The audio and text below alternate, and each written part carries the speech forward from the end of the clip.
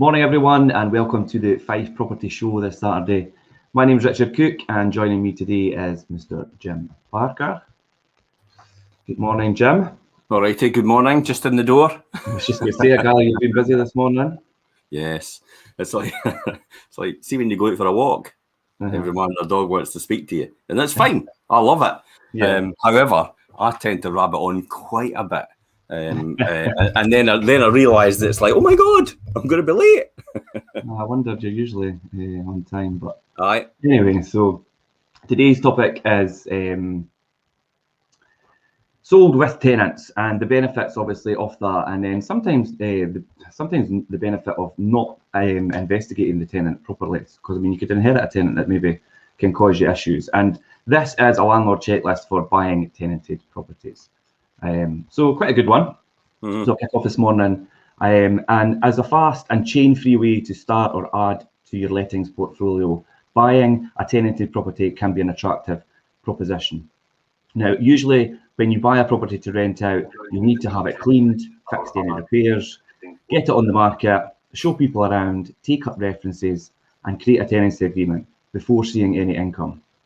But it's all taken care of when you buy a property that already has a tenant.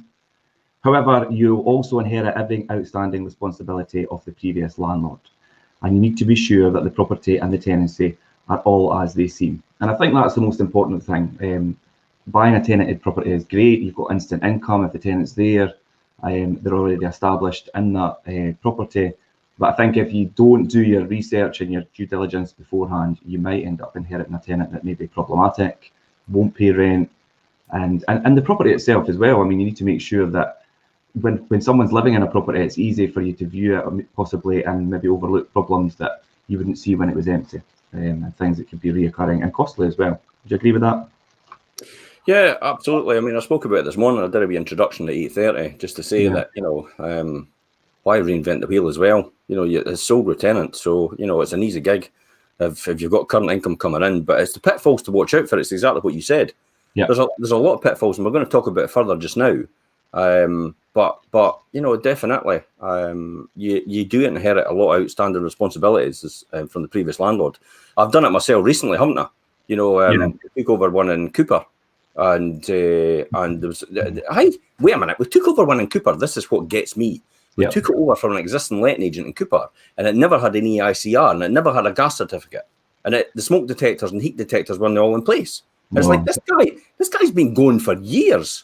I know. Since I've been going as well. He's been going for about 20 years, and he has no idea, which makes me think everybody else he's managing for, he's not doing anything for them at all either.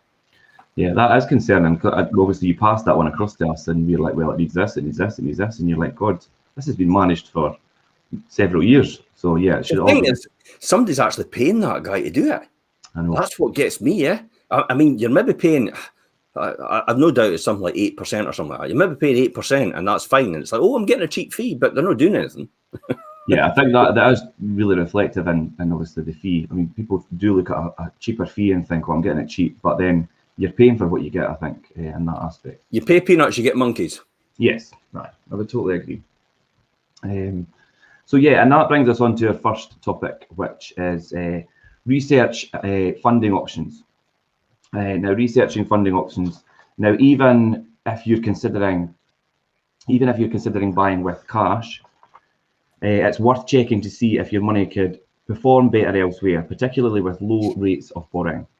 You'll find plenty of lenders with buy-to-let products, but mortgages for rental properties are not the same as residential loans. And I think that's obviously, I mean, we think that's obviously a given, but maybe people that are new to it didn't understand that there's differences between buying a residential and obviously a buy-to-let. They tend to come with additional fees, and some lenders won't lend on certain types of properties. And I think obviously you need to look at the construction of the property. We've had that in the past, absolutely. Obviously. So speak to a financial advisor with experience in the lettings market to find the mortgage that's right for you and the property.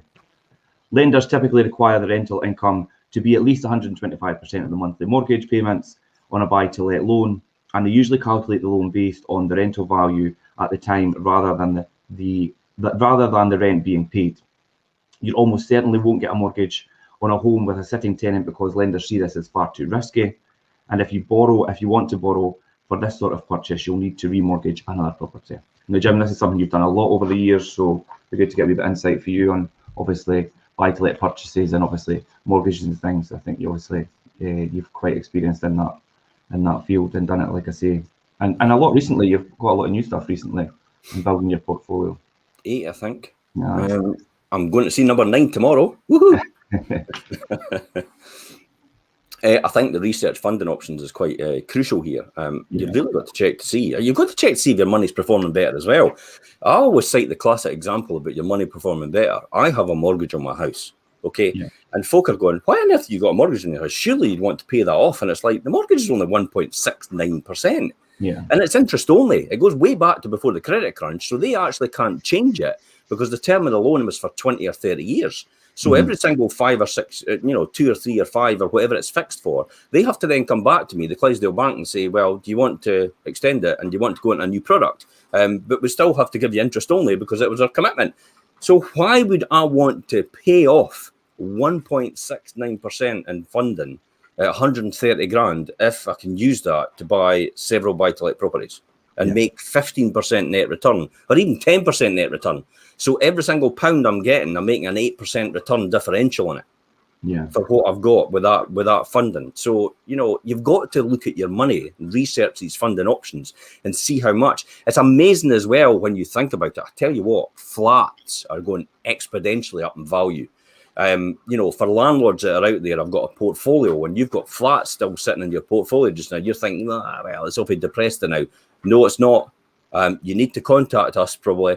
We could do an assessment on your properties, see where you are in terms of the level and value of properties, and see where your loan to value is, because potentially you could release a lot more money. And as well, even have you been stuck in years in some mortgage products like I have been, 1 or 2 have actually been stuck with, and they're extortionate rates. You can get rates at like 3.8% at maximum. The now well limited company, and your own name, you could probably get them about 2.9 or 2.5 for a couple of years fixed. So there's lots of opportunities out there to research your funding options first before you start that journey. There's plenty of lenders out there doing buy-to-let products. Kessa was making a broadcast of the day saying, I think it could be the NatWest have done away with the income criteria. So the £25,000 minimum income requirement for earnings doesn't exist anymore for the NatWest. So he's just so this is all coming, and I'm going, well, what's going to happen next? Is it going to be 90% mortgages and 100% mortgages? And he went 125, and it's like, well, that's the Northern Rock, and that's how they're no longer here. But I always say, if you give a lender enough rope, they'll hang themselves, because basically, it's the classic example. They just want to keep pushing as much as their job's to sell finance. That's it, really. And if you're not going to curtail them with a legislation, because let's be honest, the legislation doesn't curtail them, because short selling and all the rest of it still goes on, and also packing up mortgage products. Have you seen The Big Short? Or the big, I think it is The Big Short. Packaging, substandard mortgages with other good mortgages is still happening. That still goes on, subprime. It's just that it's done in a different term. And lenders will try as much as possible to give you as much as possible for that purpose. Even the Bank of Scotland, for example, they were citing to me a 1 million facility. We'll give you 1 million, but you'll have to fund 50% of that, and then we'll borrow you the rest. Well, that's dropped down to 500,000 now at the Bank of Scotland. So they're needing to get more and more market share, or more finance out there, and more return on their money for their shareholders. So they're falling into the trap again. But they don't notice it's happening, because it's the difference between what happened 3 years ago and where it is now. You can see that stark reality and the stark difference. But if you're moving it at the goalpost every single day, you don't actually see that at all. So definitely research funding options. It's also your tolerance as well to your risk. Whether you want to go to 75% loan to value. For some people out there that just want to do 60% or 50%, depending on what you're buying. But again, that comes down to numbers. That comes down to how much you're renting it for, how much you're financing it, if it's an interest only, it's for capital repayment, what your expected occupancy rate is in the area, what your overheads are going to be on running that property, depending on what type of tenure you've got in it, whether it's a student let, whether it's a holiday let, whether it's mainstream residential renting. So all these come into researching your funding options in the beginning. It's not just a case. It's really an exact science when you come down to getting the right facility and the right product for what you're actually doing. That's really what it comes down to. By the way, if there's anybody, for people watching, if you want to ask on the spot any questions of this issue that we're talking about, please feel free to comment and please feel free to message us. We're more than happy to take questions live. Yeah, I was just going to say, obviously, it's all about understanding the entire concept of it and researching whether it's right for your circumstances. And I think a lot of what you've made a lot of good points here, Jim. And I think, but a lot of that to some people will be totally alien and they won't understand it. So I think it's important that if you don't, you come to somebody like yourself or us or a financial advisor who really knows their stuff and gets the proper advice for you and your circumstances. Yeah, well, I do my 45-minute intro to people, via Zoom. I had somebody last week that actually contacted me and says, "Oh, I was thinking about buy to let," and I went, "Well, I can give you 45 minutes," and he went, "Well, really, I kind of know what I'm doing. I've got 1 or 2 properties," and I was like, "Oh dear." I says, "You don't know what you don't know." And then he went into, "Well, I kind of do," and it's like, "You've only got 2 properties, pal. I've got 50. It's like, I think, and I've got 30 years behind me. So I think I might be doing something you're maybe not doing, or you maybe don't know about. It's the key here about you don't know what you don't know. That's another important thing as well.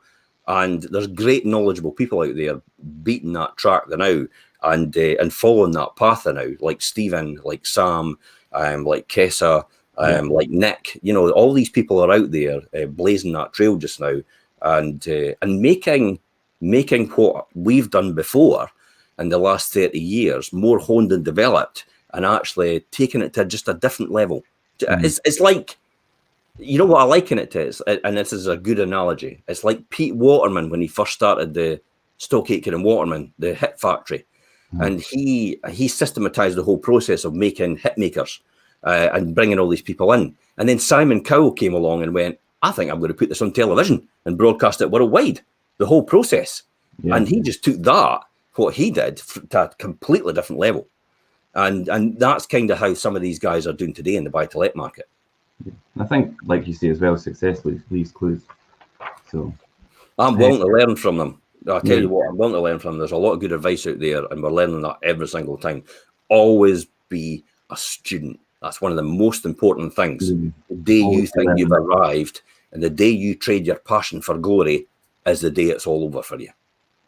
I think that's important to always realise that every day is a learning curve, and in this industry, I think, and especially buy-to-let and things, it's very important to know that you're always learning and there's always more to learn. Yeah, I think that's really important. Just to skip back, you mentioned when you were talking there about flats. Do you think the interest in flats is due to the lack of housing for first-time buyers? Absolutely, you've hit the nail on the head. That's what it is. A typical first-time buyer, if you're earning £20,000 a year as a single first-time buyer, when you think about the logic, if you're only getting 20 grand a year, I'm saying only, that is quite a lot of money still. You're getting 20 grand a year. You can get 4.5 times at the maximum your multiplier, so you're only getting up to 90,000. If houses now, Park Drive, and in Glenrothes and that, they're all now beyond that in the 100,000s and a bit more, and you're having to pay a lot more over the home report value, which is what the market's like just now because of the limited supply it's in there. Then it's clearly obvious first-time buyers are having to go for flats. And that's why I believe in the next 2 years, flats will be the ones that will rise exponentially more than actually the appreciation you'll get in houses and detached and terrace because of that. Which is good, because I think flats have kind of declined slightly just because of the popularity of the 2, 3, 4 bedroom. They always do. When interest rates drop like a stone, and finance becomes more readily available for first-time buyers, that's a classic. Look at the one I've just bought in Balgarvey. Okay, I bought it in Balgarvey, and then I looked at the titles. I bought it for 68,000. And it's exactly the same property as this guy bought before me, and he'd fallen out of love with it. I bought it for 68,000. Then I looked at the titles, and he bought it in the credit crunch for 95,000. Yeah, but that's reflection of the value of the property. There was another one, you know, look at the one in the Towers and Leaving. You know, I bought that for 36,000, and in the peak of the market, that was bought for 55. Yeah, and that's a good return of that one. It'll return again. It's cyclical. It's over years. I mean, we could say it's every 10 to 15 years, and I didn't think that would happen, but lo and behold, we're almost back around about the 15-year mark again from when the credit crunch happened. So, are we going to see something happen in the next couple of years? Well, who knows? I've got my predictions based on what it is now, but don't buy flats for short-term gains. Buy flats for long-term income, steady income. I tell you what, it'll give you a better income on a more steady basis than it does investing in the stock market just now. Because, you know, companies are volatile with their dividends up and down and up and down. Sometimes they're not paying at all just now. And the risks involved with the furlough system, with everything the way it's going in the economy. But you're always getting money paid. Morning, James. How are you? Morning, James. You're always getting money paid every single month almost if you've got a spread portfolio in terms of what you're doing. And when I talk about spread portfolio, I'm talking about maybe 4 or 5 properties. So you could buy 4 or 5 properties, one goes down, and you've got 4 still earning for you. So you've nothing to worry about. Whereas if you put all your money into one property, and let's take the example, St Andrews, it's a huge price in comparison. I mean, you could buy 4 flats in Leaving and Metal area for the same price you could buy 1 in St Andrews for.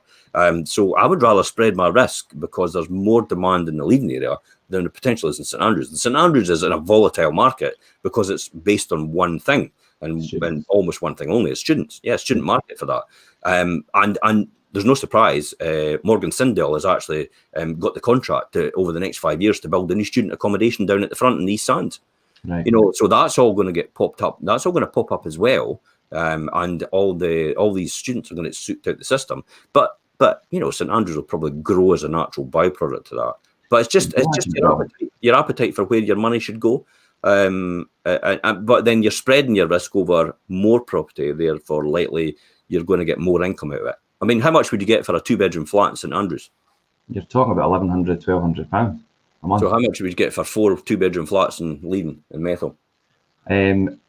Well, obviously, 2-bedroom flats Leaving Methil, you're talking 450, 475 each.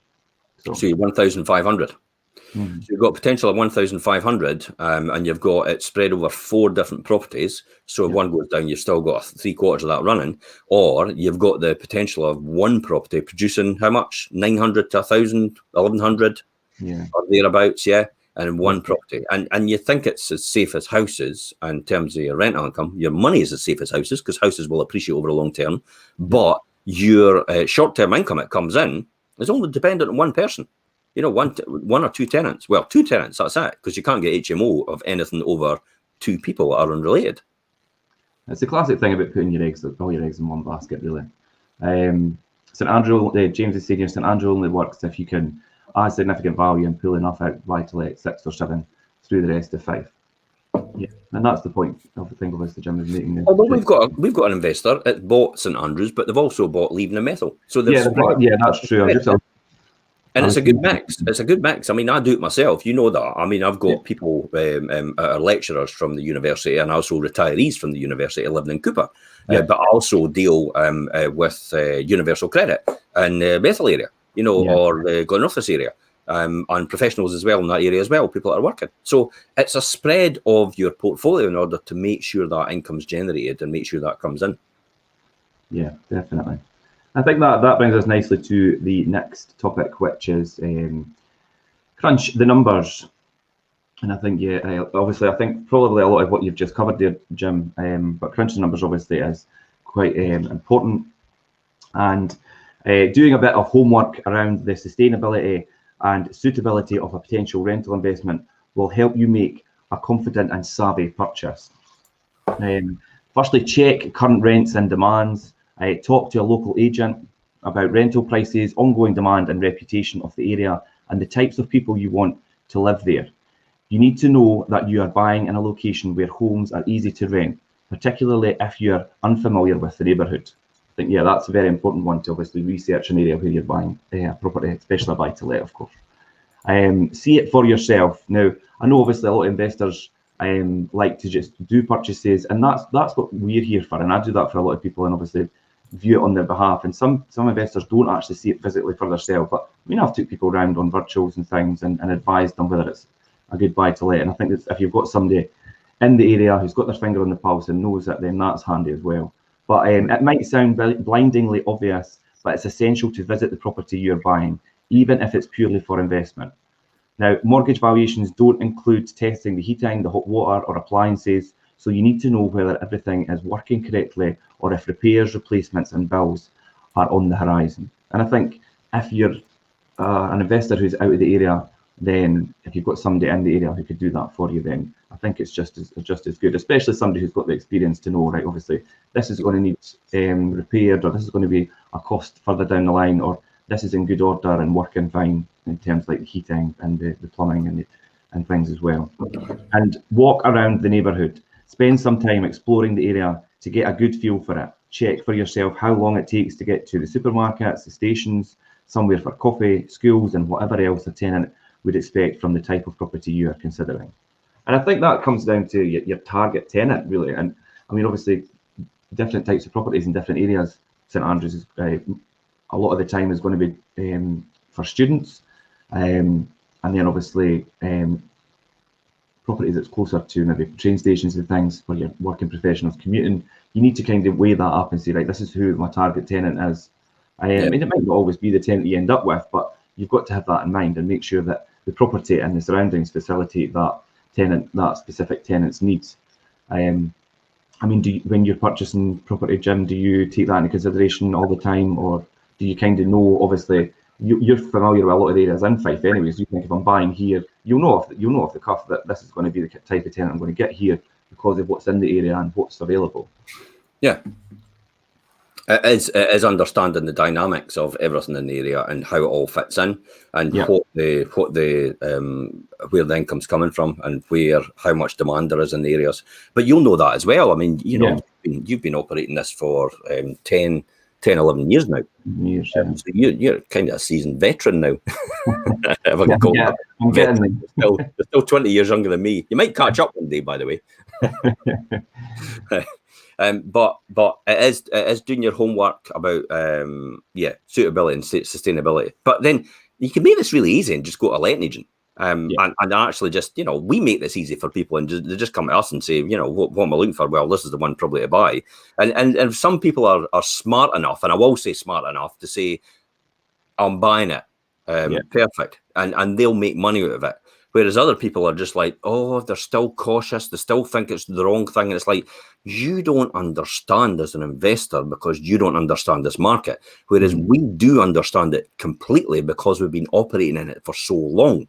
It's that level of trust you have to have in the other person that you're asking to invest your money in to buy a buy-to-let. And I've heard a lot of people say about crunching the numbers, and they're going, what? I actually heard somebody the other day, I'm sure it was the other day, I was speaking to someone, and they said to me, but if I buy a buy-to-let property, I could lose everything. And I'm like, all right, okay. When have you realised that a property actually loses everything?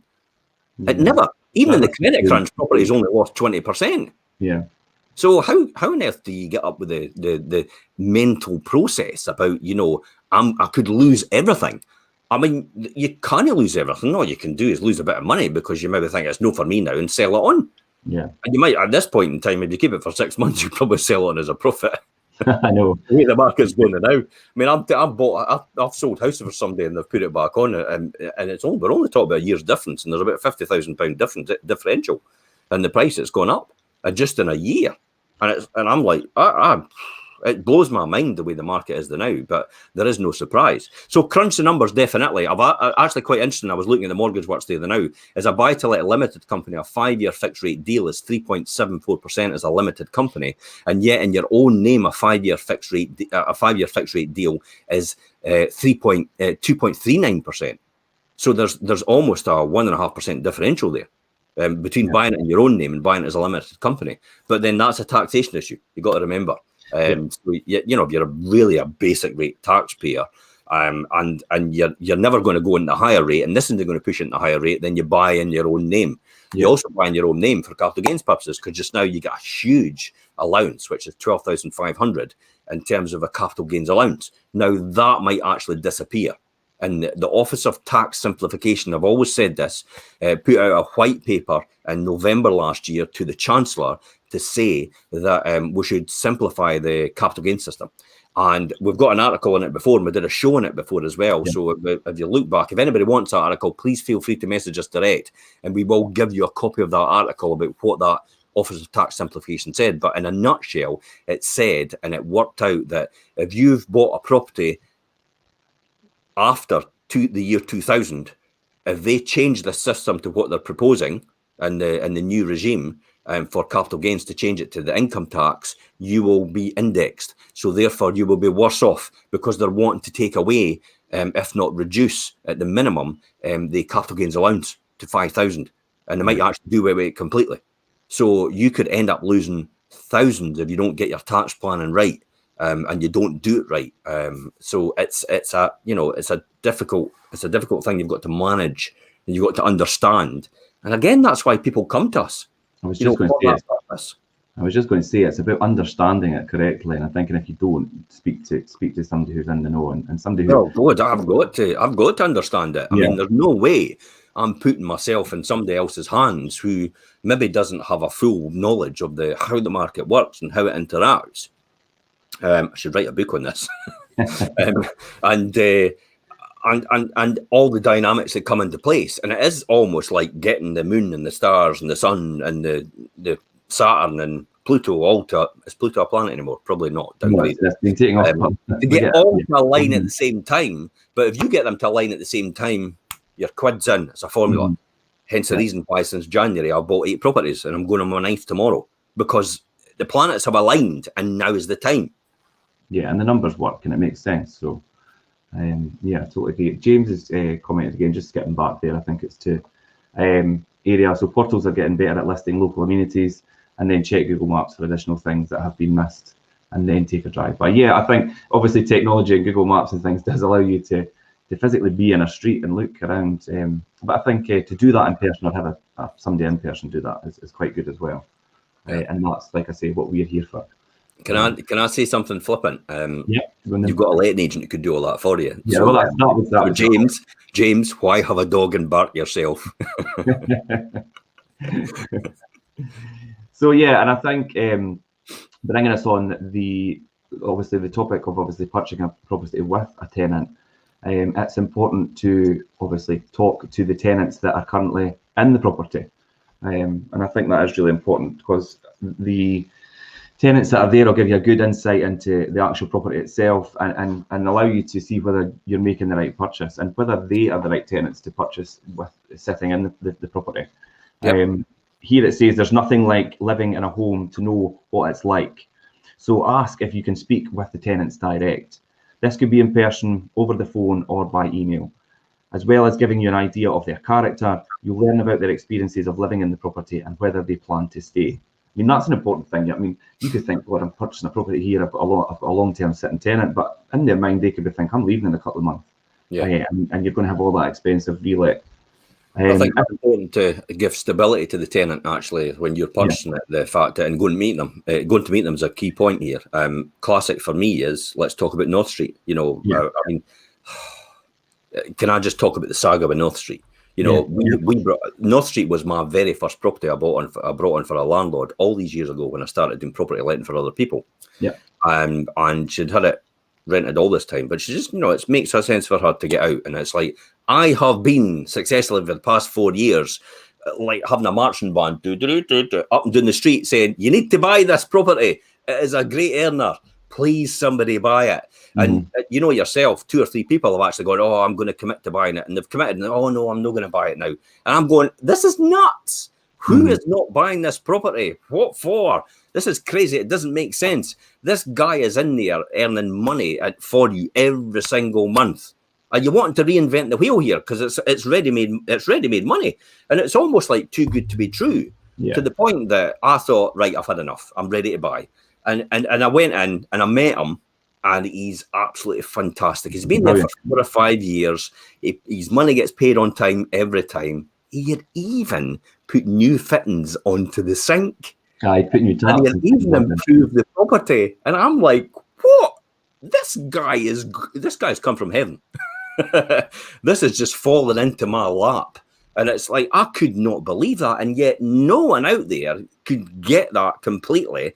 And it's, what is it earning? 375 a month? Or 375, 373. Yeah, what do I buy it for? 37, yeah. 36,000, and I never got stamp duty because you're under 40,000. You're under the 40. I know that was a really good one. And I think him as a tenant, I mean, he's there long term. And I reiterated that to so many potential buyers and investors that this was a really good buy. The tenant's in place. We obviously managed it, so we know. That's a 12.5% gross yield. Yeah. Yeah, I done a vlog on that one actually a way back when it first came on the market. I thought this is because obviously I was trying to pitch it with a tenant in place because ideally we were wanting to keep him in there because he was such a good tenant. And I put it out there and I got some feedback, but people just didn't. I just didn't think they grasped they didn't get it, do they? Yeah. They didn't get it. It's like, it's the classic example I always used to get. You can't get hair off a toad. You can't push jelly. You can't nail jelly at the wall. You can't, but you can't teach a broke person to be rich. That's the reality. Because they just got that broke mentality. So trying to convince people that this is what they should buy, they just didn't get it. And it's all down to trust. So I thought, to hell with it, I'm going to buy it. And lo and behold, one of the people came back to me and says, oh, I wish I'd bought it now. And I'm like, what? Did it take you to buy it before you would think you would buy it? It's like, I told you, buy it. Yeah. James is saying he said that he was meaning before he even viewed, or just to get an idea. But we knew that, James. Anyway. But yeah, I'm just having a laugh at everybody else's expense. I actually had somebody come back to me about that one as well and think, oh, I should have bought it. And I'm like, well, you're too late now. I'm kind of glad. I'm glad you got it because we've kept the tenant. He's now kind of secured there long term. He's not planning to go anywhere. So it worked out well for everybody. It makes no difference. Even if he goes somewhere, it doesn't matter. I'll just fill it with someone else. It's right prime on the high street. It's going to be right across from the train station. My goodness. I'm going to have a 1-bedroom flat I bought for 36,000 right across from the train station. Yeah. Hello. I wonder if that'll appreciate in value. And even if it doesn't, it's still earning £4,500 a year top line rent. Yeah. 12.5% gross return. I've not mortgaged it yet, but the valuation I'll get in 6 months' time is £50,000 because flats have gone up exponentially. I'll mortgage it back out in a buy-to-let mortgage, 75% of £50,000, which will be, and I think it's 35,000. I bought it for 36, and I'll get 35,000 back out. So I'll have a grand in, and I'll still be earning money with it. Happy days, eh? You can't argue with those figures. So, so just to continue, if the tenants are thinking of leaving, find out why. Perhaps they simply need more space or they are moving further away. But if it's down to issues with the property, you might be able to salvage the tenancy by addressing any concerns. Good tenants are worth holding on to, so it's worth discussing whether they'd stay if the property was better cared for or more up to date. Talk about any repairs and improvements they'd like to see to save losing them unnecessarily. A simple paint job, installing a decent shower or replacing a dated fridge can make all the difference to someone's daily life and are benefits to your tenant will be happy to pay extra rent. And I think as simple things like maybe just a lick of paint or maybe their shower is temperamental and putting a new shower in, things that cost a couple of £100 could really make a tenant's life much better and make them so much happier. And I think, like you said, doing that introduction to current tenants that are in properties, if you're buying it, gives them that reassurance that this is the person that's going to be looking after me or who's going to be in charge for paying for repairs and things and then start to build that rapport and trust with them. And like exactly like what you've done with this guy that you were just talking about. It's also simple things like even changing the shower head. Yeah. You'd be amazed how many properties I walk into and the shower head and the pipe that supplies it is all burst and broken and everything like that. And they've not got a decent shower. I tell you what, for me in the morning, having a decent shower is a big thing. Yeah. I mean, you know yourself, if you go into a hotel and the worst thing ever you can get is flimming this drip. Effectively, it's like, oh God, you're kind of trying to get yourself under it, and and maneuver, and it's like, you know, it spoils the whole experience. So do you imagine what that does for a tenant? Just with that simple thing. So change the damn shower. You know, make sure you have all these wee things sorted out, and yeah, talk to the tenants and get them on side. I mean, I've gone through a major upgrade on one of my other properties because the tenant was like, right, I'm leaving. It's like, I'm sick to death. And it's like, whoa, wait a minute. What do you mean you're sick to death? Sick to death of what? And then we found out it was like, oh, well, it was this, and it was that. Oh, well, fine, I'll change the kitchen. I'll put double glazing and no bother. I mean, you know, at this point in time, all these things just add value to your property. Yeah. So I've done that, and then, you know, I'm in a position now where the property's increased dramatically. I could actually change the mortgage if I want and release all that money back out and then go and do the same thing again. So I've actually not really spent anything on the property. I've spent the bank's money. Yeah. And the bank's lending me at 3.7%, and I'm making 12%. That's a good deal. It is, and it's all these simple things that really don't take a lot to rectify that will make a difference. I mean, the other thing as well is a lot of people think it's like, God, you can't do that all the time, really. And it's like, but you've got to understand, everybody watching out there, this is what businesses do. Yeah. They take someone else's money, like the bank. They then reinvest it in capital expenditure and improvements for their business so they can produce something in order to sell it at a higher cost, in order to make the profit, the differential, which is the profit. That's the law of business. So why would that not work with buy-to-let as well? If you apply the same logic, absolutely. And everybody thinks this is a new thing. This has been going on since time began, since people first rolled the first wheel out and chipped a wee stone wheel and thought, well, we've invented a wheel. Yeah, no, I totally agree. And I think a lot of good points made there, that there are simple changes you could make to make things work. I think, as well as obviously speaking to the tenant and establishing what their take on the property is, it's important to obviously explore the history of the property itself. Let's just talk to tenants, sorry. So yeah, explore the history of the property, and as you'll be taking over a property as a new landlord, you'll need to know the calibre and performance of the tenants you're getting. Request a schedule of their rental payments and see if they've always been on time. And I think that's a really important one. And I think whether it's a landlord that's managing it or an agent, you need to speak to them and establish what the kind of state of play is with their rental payments, how consistent they are, and how committed they are to being on time and paying their rent. Anyone can hit a bump in the road now and then, but it's good to know if it's a one-off or a regular thing if people are missing rental payments. Ask the current landlord or the managing agent for written details on any maintenance issues during the tenancy and whether all repairs are complete. And that's one thing that you don't want to pick up a property that's got ongoing maintenance or underlying maintenance issues that maybe you can't see to the naked eye when you're doing a viewing. One important thing that I say is when, and we've seen this before, Jim, but when tenants leave a property, that's when a lot of things become apparent. So when a tenant's in place and there's furnishings in place and things, a lot of maybe issues that are underlying won't be visible and maybe won't be apparent to you. And then if you're purchasing it, you're taking on those without any knowledge. So it's really important to do that research and kind of get in there with the landlord or the agent that's managing it and ask them as much questions as you can, and ask for them to provide that evidence that the property is compliant, they pay the rent, there isn't any repairs outstanding. And for any that are still pending, find out whether they'll be finished before you complete, and that's in reference to repairs, or you can negotiate the cost of them off the agreed price that you pay for it. Well, we've seen it now when you think about it in Cooper, the ones that I've just bought.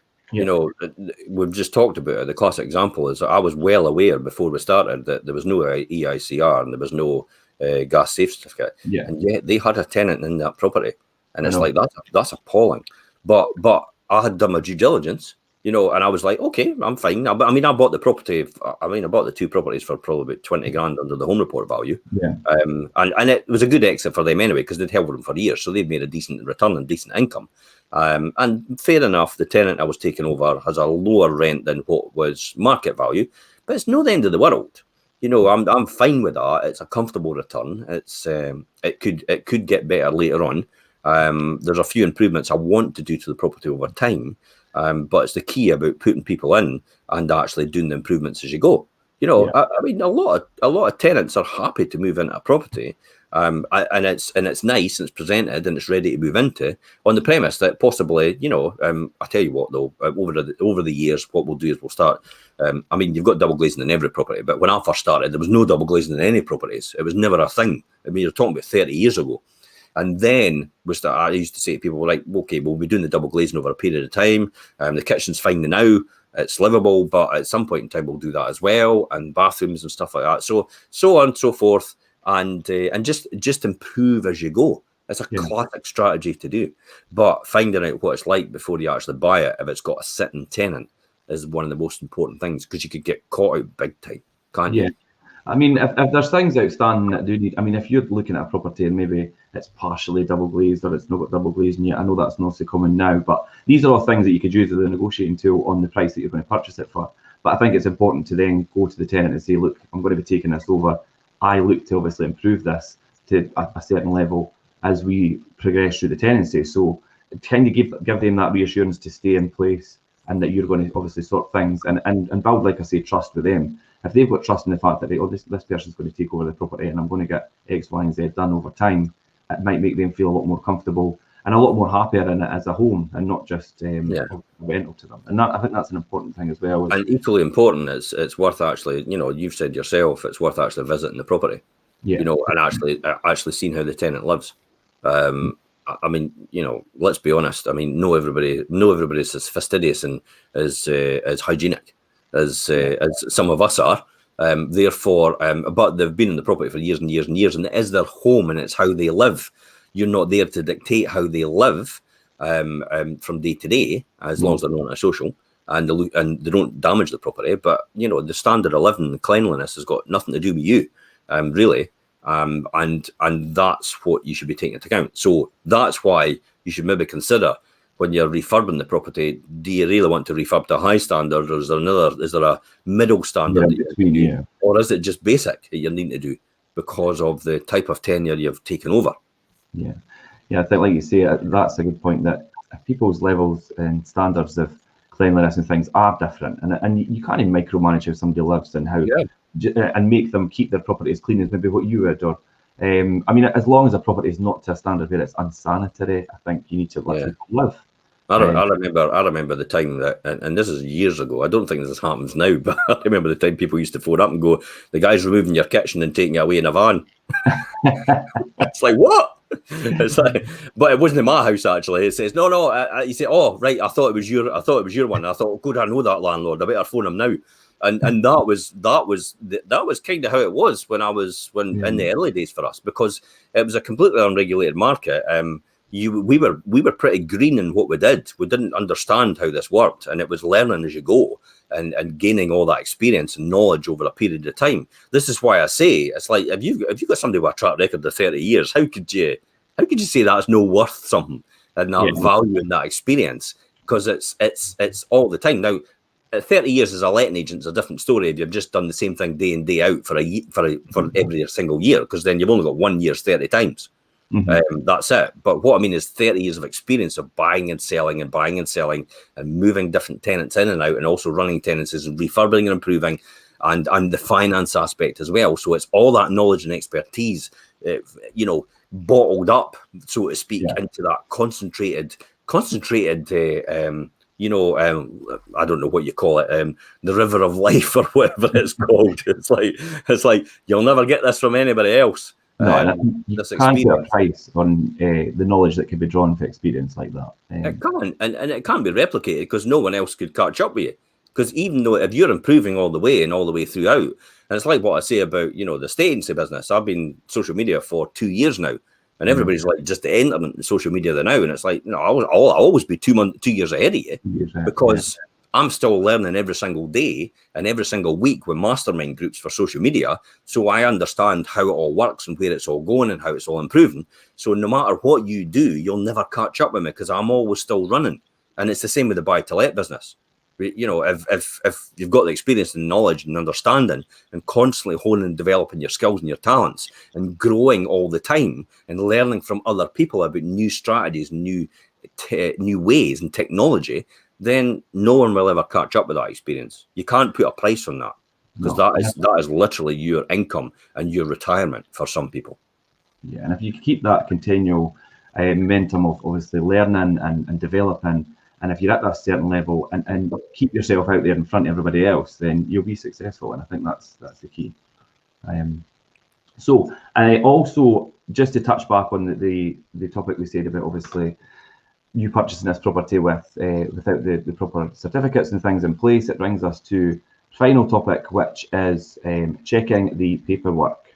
And again, that obviously comes down to making sure that the property's compliance and also the things that should be in place when you take it over. I mean, one of the benefits of purchasing a property that's already a rental is that it's instantly ready to go. But then you could have hidden costs where you need to then make it compliant so that you safeguard yourself. And I think this covers it quite well. So while everything will be revealed in the conveyancing process, we recommend getting as much information as possible before instructing a solicitor to proceed. Review the tenancy agreement for the terms of the rental. Standard contracts usually follow a form, but it's always worth reading the small print. Check that the inventory was created and signed at the check-in. That's an important one. And whether a security deposit was taken and where it is held. Again, really important. Tenants are obligated to sign new agreements or inventories when the property they live in changes ownership. So it's important to know how accurate and comprehensive the paperwork is at an early stage. And finally, ask to see copies of valid gas, electricity and fire safety certificates to ensure that everything is up to date and complies with current regulations. Do the same for furniture that is included to see if you need to replace any items. So that's a good one as well, I think, because if you're purchasing a property with a tenant in place, maybe not all the furnishings there belong to the tenant and you might not be aware of that. And you could be taking on responsibility for sofas and other items that need to have fire safe tickets and things. So you need to make sure they're all in place as well. And I think as we go through this list, there's more and more things that you need to be aware of and things that you need to do and things that you need to check. And if you're a new investor to the market, maybe you don't know all this. So again, it's important to have people that know all the things to look for and go in and do. I got caught out with it recently, you know, in Cooper. It's like the washing machine's gone. It's like, well, it's not a washing machine. It is. Oh, not your job. I never checked. It's like I should have taken it out, and you know, fair enough. And the tenant gets a new washing machine. Wow, I can take it. It's that's why I say about charging the right amount of rent, and I go back to that to make sure when you do take something over with that, you're no left out and haven't outlaid money from the little money you've made so far because you've no charged the right rent level.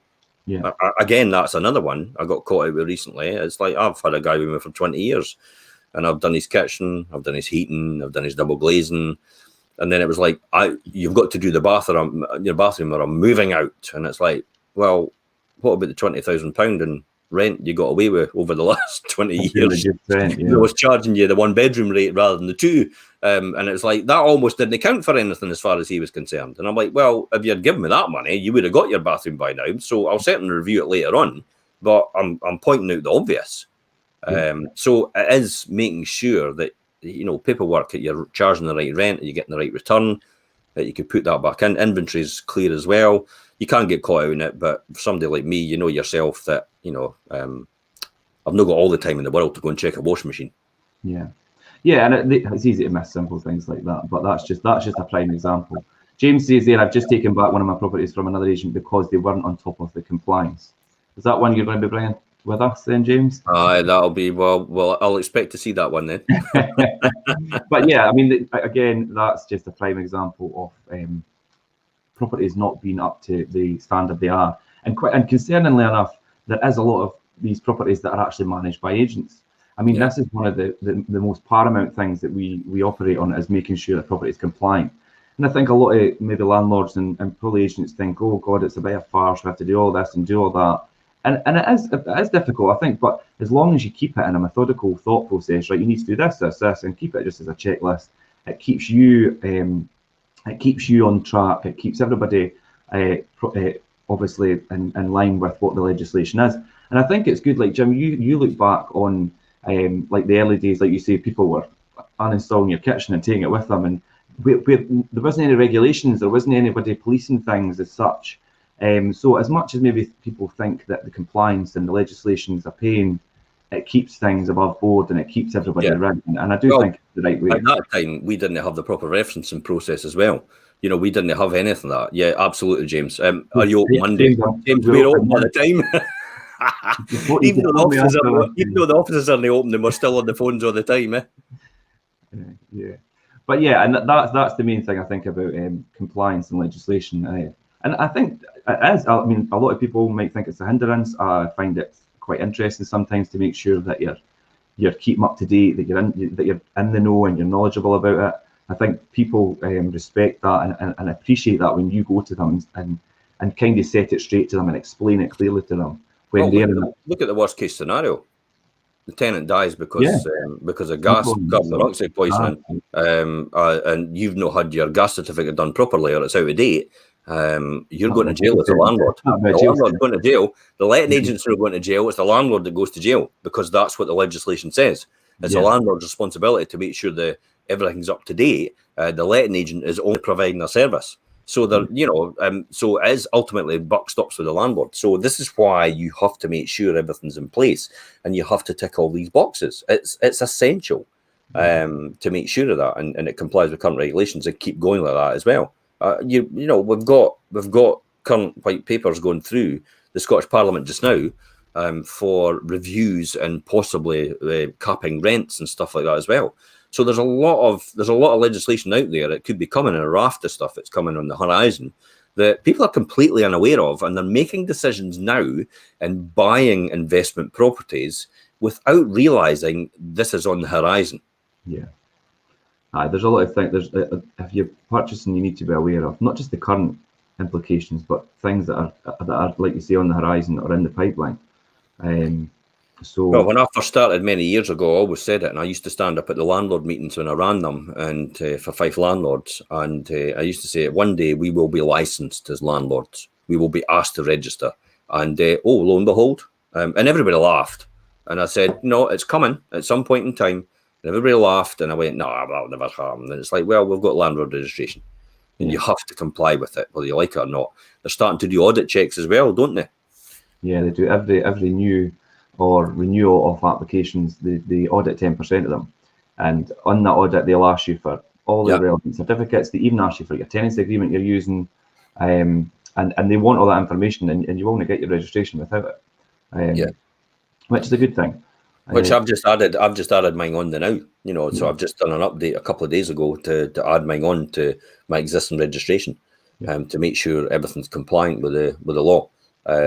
I mean, you'll get the charlatans out there that get away with this sometimes scot-free, and it's no fair. And you sit and think, how on earth are they getting away with this? Who's meant to be policing it? Well, nobody's policing it, to be honest. Landlord registration is just a reactionary body. So you have to voluntarily register, and now and again they'll chib you if they find out about it or if somebody reports you. Dare I say it, and I couldn't care less about this grass mentality. If you know a landlord isn't compliant with what they're doing and they're deliberately breaking the law, then you should be reporting them to landlord registration, because it's your duty. It's like there's people out there getting a poor service, they're not getting the right thing, their safety is at risk as well, and you have a duty of care. So if you can, you must. That's what it really comes down to.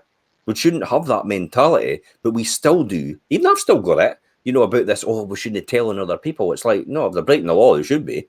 I think when it comes down to safety and safety of tenants, and especially when it's putting their lives at risk, and it is, and it really is. Carbon monoxide and smoke detectors and things could save someone's life, and if they're not in place, it's really risking people's lives. Well, look at if the truth had come out in the first place about Grenfield. Yeah, I know. It's like if it had come out in the forefront and everybody had beat that drum, then they wouldn't be here now. They'd be here. We wouldn't have this catastrophe. So I think it's important just to swallow your pride or whatever it's called and just get on with it and report them to the authorities. Yeah, and I think it's good as well. Equally for landlords and equally for tenants as well. It works both ways. It does, definitely does. And I think as well as landlord registration, we have letting agent registration now as well. So as letting agents, we need to have be registered and make sure that we're obviously operating under the legislation. And another reassurance is if you're using a reputable letting agent who's registered and things, we won't list the property without a landlord providing the landlord registration number. So do you know what I mean? It works in a system like that.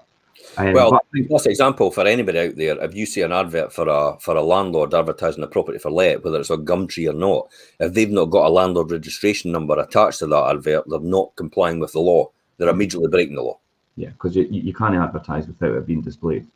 And that's an important thing, and it's a telltale sign to pick up on. And you should also check the registration number against the register, which is Landlord Registration Scotland.gov.uk. Yeah. And you check them just to see, because they could be picking up my registration and just using it and pretending that they've got one. Yeah, so I think it's important to make sure that it's actually valid as well. I think when we touch on the responsibility of the landlord having, like, say, gas safety and things in place, and if they're not, the buck stops with the landlord, basically, even if you've got an agent in place. So I think it's important to have a lot of trust in your agent, and that they are capable and competent of actually carrying out your procedures with obviously compliance and things as well. What was that, James? Did you? He's seen it loads of times where he's seen no landlord registration number of that on it.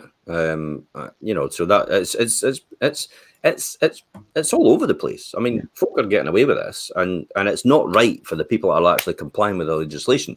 I go on about this all the time, about the fact that, and I go on about it. This is why places like Shelter exist, because they're protecting the tenants' rights, because there's a minority, and I'm talking about minority. I'm talking about, like, when I worked out, it was like 0.001% of the landlord population in the whole of Scotland that are actually not doing things right.